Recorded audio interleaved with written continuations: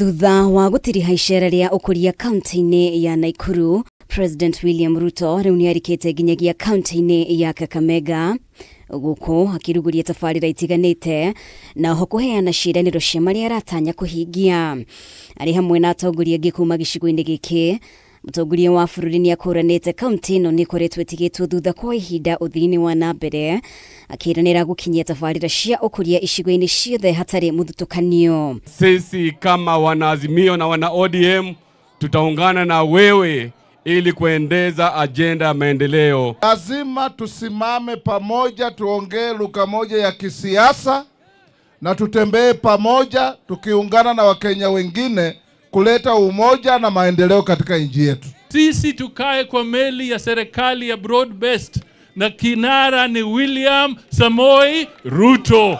Watu wa kisirani na ukabila ya kwamba nyinyi hamuwezi kutuzuia, hii Kakamega tutaibadilisha kwa miradi na mipango ya maendeleo. Ndio Kenya iweze kutembea pamoja.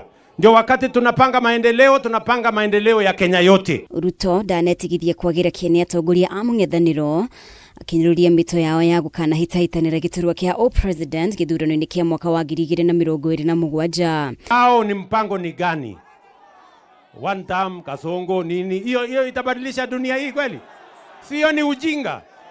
Sasa hawa jamaa, mimi nataka niwaambie, hawa jamaa wa ukabila na kisirani na hasira ati hawana mpango, hawana sera, hawana taratibu, hawana agenda, hata akili hawana.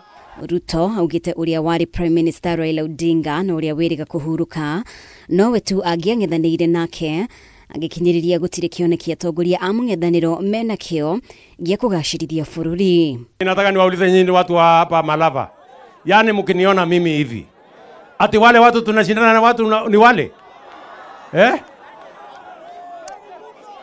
yani mtu ningeshingana na yeye ni Raila Odinga, lakini sasa hawa nitawamalizia asubuhi na mapema, early in the morning.